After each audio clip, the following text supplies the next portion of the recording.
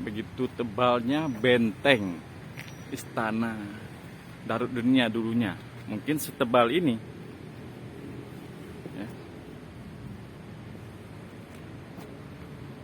Mungkin setebal ini dulu dindingnya dihancurin sama meriam-meriam Belanda ya.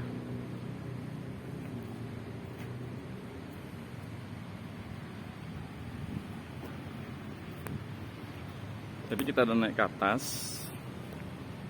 ya.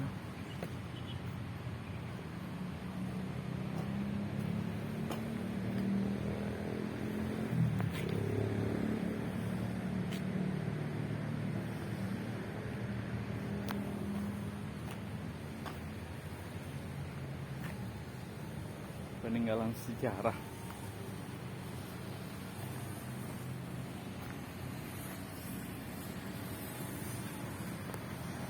Ini termasuk dinding benteng ya. Benteng waktu Belanda menyerang Aceh, mereka merebut benteng ini. Di sini dulu ada tanah yang dikarungin buat benteng untuk pertahanan.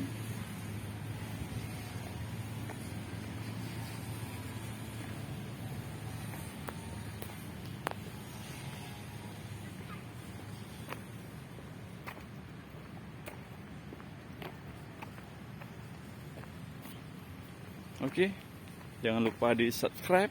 Sekian dan terima kasih.